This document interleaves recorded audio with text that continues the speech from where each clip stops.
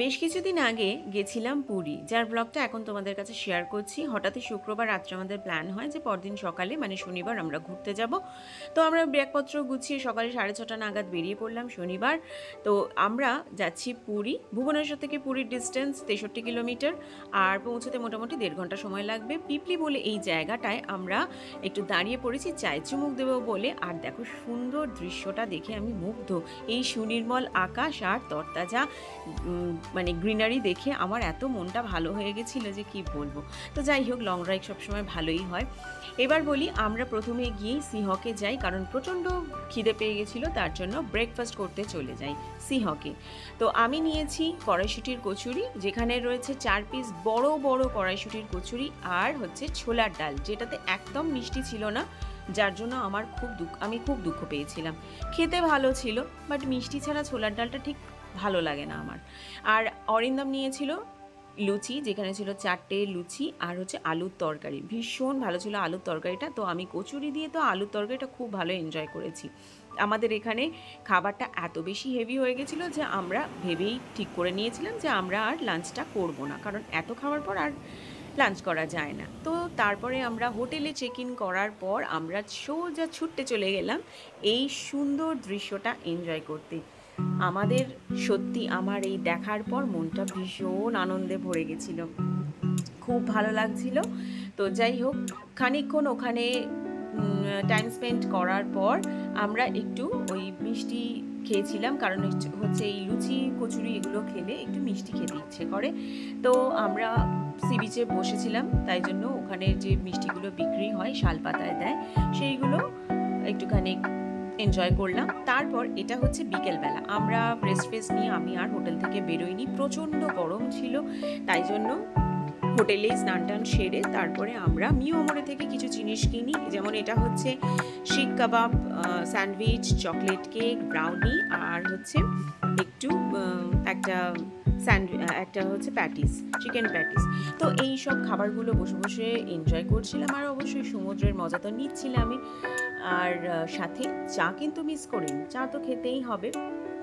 তো আমরা রাত্রিবেলাটা খেয়েছিলাম ডাল ভাত, খুব মিনিমাম খাবার দাবার খেয়েছিলাম, কারণ কচুরিটা ভীষণ হেভি ছিল। তো এটা হচ্ছে পরের দিন সকালবেলা, মানে হচ্ছে রবিবার লাঞ্চ থেকে শুরু করলাম। রবিবার আমরা চলে গেলাম কস্তুরীতে, যেখানে আমরা জমিয়ে লাঞ্চ করেছি। নিয়েছিলাম মাটন কষা, ভাত, চিংড়ি মাছ, কচু ভাপা, আর হচ্ছে দেরাদুন রাইস, আর সাথে ছিল হচ্ছে ইলিশ মাছের ভাপা। এই চিংড়ি মাছ দিয়ে কচু ভাপাটা এত সুস্বাদু ছিল খেতে, যেখানে নারকোল, পোস্ত, সর্ষে বাটার একটা সুন্দর যুগলবন্দি ছিল। দুর্দান্ত টেস্টটা লেগেছে। সাথে কিন্তু কাঁচা লঙ্কাটা চিবিয়ে খেতেই হবে, তাতে কিন্তু আরও টেস্টটা দ্বিগুণ হয়ে যাবে। তো আমার দারুণ লেগেছে খেতে, সত্যি বলছি। কস্তুরীতে এটা একটা দুর্দান্ত আইটেম বানায়। তো যাই হোক, এরপর আসি ইলিশ মাছে। ইলিশ মাছটা যেহেতু সিজনাল ছিল না, তার জন্য আমার একদম অ্যাভারেজ লেগেছে খেতে।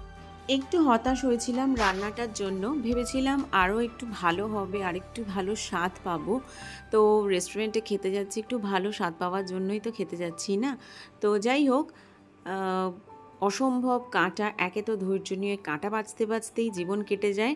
যদিও ইলিশ মাছ খুব ভালোবাসি খেতে, সেটা নয় যে ভালোবাসি না, তাও বলবো আরেকটু বেটার হলে ভালো হতো। গ্রেভিটা তো ঠিকঠাকই ছিল, কিন্তু একটু টেস্টলেস লেগেছে আমার। এই যা মাটনে, মাটনটা 3 পিস ছিল, আর সাথে দিয়েছে একটা মাত্র আলু। মাটনে একটা আলুতে চলে বলো দুজনকার?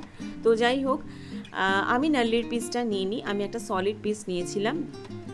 ঝোলটা এত সুন্দর ছিল, ঝোল বলা ঠিক হবে না, কষা আর ঝোলের ঠিক মাঝামাঝি একটা ব্যালেন্স ওরা গ্রেভিটা বানিয়েছে। এত সুন্দর খেতে বানিয়েছে যে মুখে বলা নয়, দুর্দান্ত খেতে। আমি তো এটাকে 10-এ 10 দিতে বাধ্য।